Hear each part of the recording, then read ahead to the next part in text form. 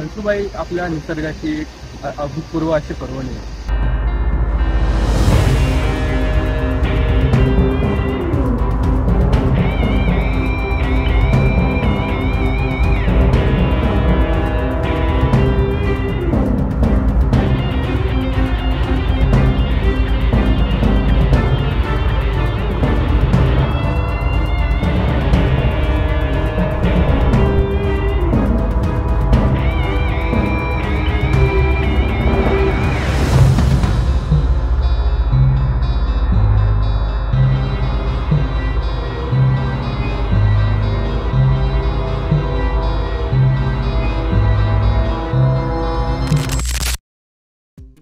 नमस्कार मित्रांनो, मी पवन घारे स्वागत करतो तुमचं एका नवीन व्हिडिओमध्ये. मागच्या वर्षी 15 ऑगस्टला स्पेशल ट्रेक करावा म्हणून आम्ही महाराष्ट्रातील उंच शिखर सर करायचं ठरवलं. लहानपणापासून भूगोलाच्या पुस्तकात वाचलेलं महाराष्ट्रातील उंच शिखराचं नाव कळसुबाई.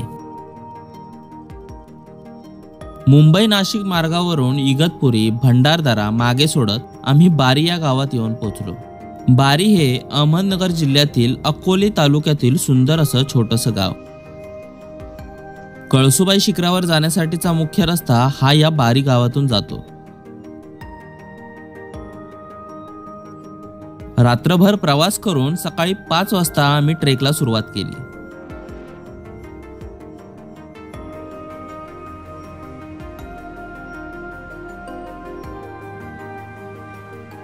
सकाळ सकाळी पक्ष्यांचा किलबिलाट ऐकण्याचा आनंद भेटला. कळसुबाई आपल्या निसर्गाची अभूतपूर्व अशी पर्वणी आहे. ट्रेकची सुरुवात करताना सुंदर असा निसर्ग छोटासा धबधबा आपल्याला लागला आणि ट्रेकची सुरुवात अगदी छान झाली. या आपल्या पुढे आव्हान होतं महाराष्ट्रातील सर्वात उंच शिखराचं, ज्याची उंची 1646 मीटर आहे. या आव्हानात भर होती या पावसाची व या निसरड्या रस्त्याची.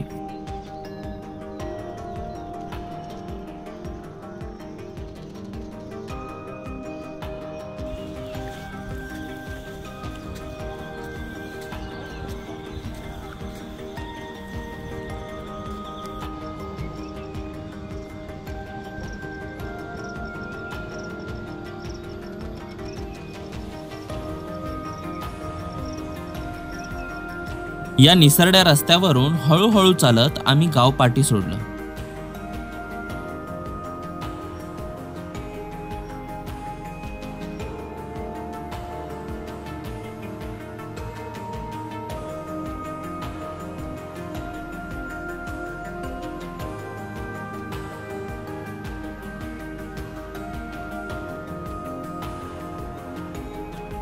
या वाटेच्या आजूबाजूला शिखराच्या अर्ध्या उंचीपर्यंत गावकऱ्यांनी पायऱ्यांची शेती केली होती.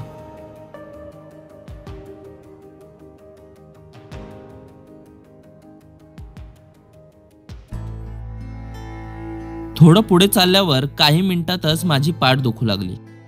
अपुरा आराम, वाढलेलं वजन आणि डेस्क जॉबमुळे कमी झालेली शारीरिक हालचाल यामुळे लोअर बॅक पेन होत होतं.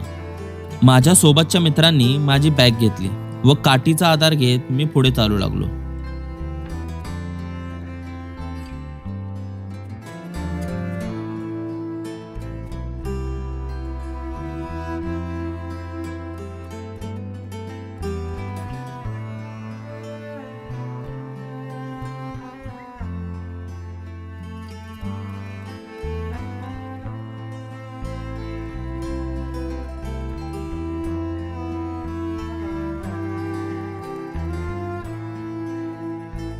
या शिखरावर पोहोचण्यास सुमारे 3 ते 4 तास लागतात. पण या शिखराला कळसुबाई असे नाव का पडले असावे याचा विचार तुमच्या मनात आलाच असेल. कळसुबाईच्या इतिहासासंदर्भात अनेक दंतकथा सांगितल्या जातात, पण त्यातलीच एक दंतकथा म्हणजे प्राचीन काळी कळसू नावाची कोळ्याची मुलगी होती. ती पाटलाच्या घरी कामाला होती. कामाला लागण्यापूर्वी तिने पाटलाला अट घातली होती की मी केर काढणे व भांडी घासणे सोडून इतर कामे करीन. एकदा पाटलाच्या घरी भरपूर पाहुणे आले. पाटलाने कळसूला भांडी घासायला लावली. त्यामुळे चिडून कळसू या डोंगरावर जाऊन राहू लागली आणि तेव्हापासूनच या डोंगराला कळसूबाईचा डोंगर असं म्हटलं जातं. तर असा हा कळसूबाईचा इतिहास तुम्हाला कसा वाटला हे आम्हाला कमेंट्सद्वारे कळवा.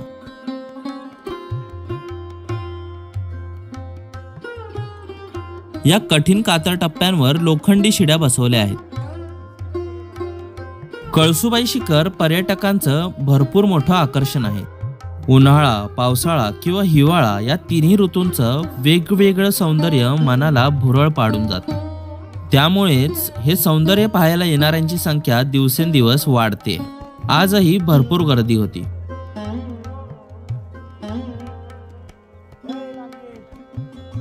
मित्रांसोबत हसत खेळत ट्रेक करण्याचा आनंदच काहीतरी वेगळा असतो.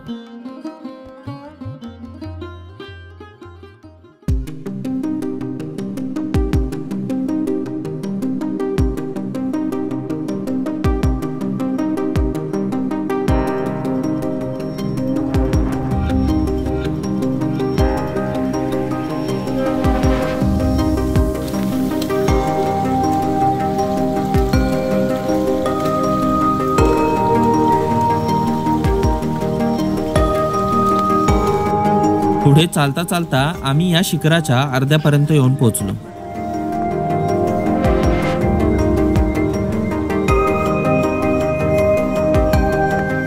जसे जसे आम्ही वर चढत होतो तसे तसे या धुक्यांची चादर वाढतच होती.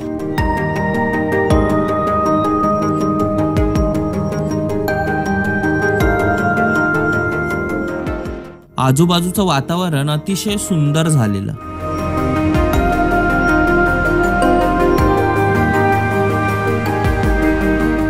या रस्त्यांवर असणारी ही मोठी मोठी दगडं अंगात धडकी भरवणारी होती.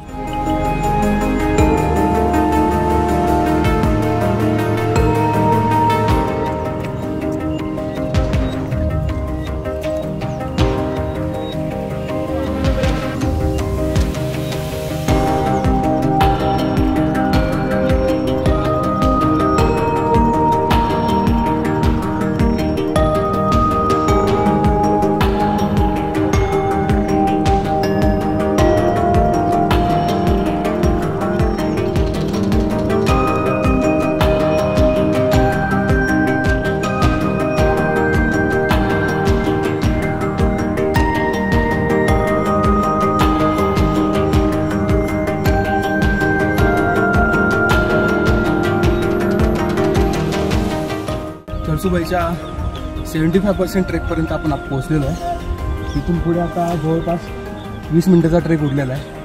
सर्वात चांगली गोष्ट ही की आपल्याला कळसूबाई चारी बाजूने धुक्याने पसरलेले आपल्याला दिसते. असं धुकं महाराष्ट्रातल्या खूप कमी शिखरांवर तुम्हाला पाहायला भेटेल. कळसूबाई टाकली आहे.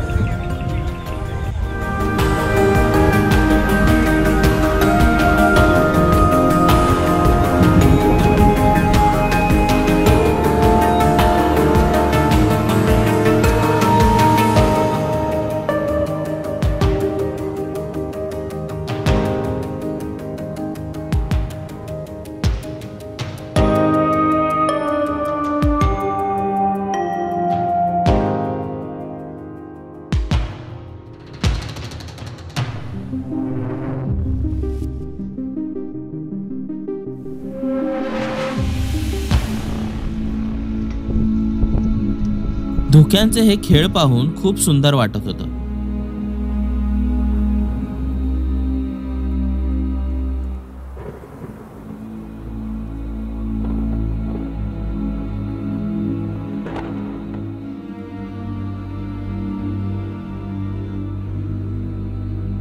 कळसूबाईचं पावसाळ्यातलं हे सौंदर्य न विसरण्यासारखंच. कातर टप्प्यावर असलेली शेवटची शिडी चढून आम्ही पोचलो महाराष्ट्रातील सर्वात उंच ठिकाणी म्हणजेच कळसूआईच्या मंदिराजवळ.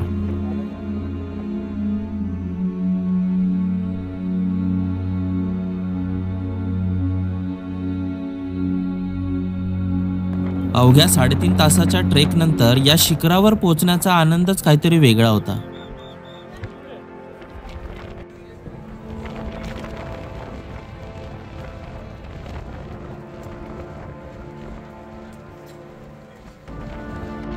मंदिराजवळ गर्दी भरपूर होती. शिखरावर भरपूर पाऊस व वारा वाहत होता. या वाऱ्यामुळे पावसाच्या थेंबांचा मारा पूर्ण शरीरावर होत होता. या माऱ्यामुळे जास्त काळ थांबणं कठीण वाटत होतं. कळसू आईला नमस्कार करून आपल्या तिरंग्यासोबत फोटो आणि व्हिडिओज काढून आम्ही पायऱ्यावरून खाली उतरलो. तिथेच मस्त चहा व भजीचा आस्वाद घेतला व शिखरावरून खाली उतरलो. 2.5 तास खाली उतरून फार दमलो होतो, पण बारी गावचं सौंदर्य पाहून पुन्हा एकदा फ्रेश वाटलं. आजच्या दिवसात कळसूबाई शिखराने भरपूर गोष्टी शिकवल्या. शारीरिक आणि मानसिक स्वास्थ्य व तुमच्या संकट काळात साथ देणारे मित्र तुमच्याजवळ असले की तुम्ही जगातील कोणतेही शिखर गाठू शकता. ही शिकवण घेऊन मी कळसूबाई शिखराचा निरोप घेतला.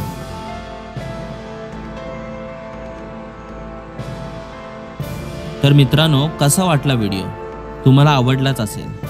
तर तुम्हाला आवडला असेल तर या व्हिडिओला नक्की लाईक करा आणि शेअर करा आणि चॅनल सबस्क्राईब करायला अजिबात विसरू नका. भेटूया एका नवीन ट्रॅव्हल व्हिडिओमध्ये. तोपर्यंत बाय बाय.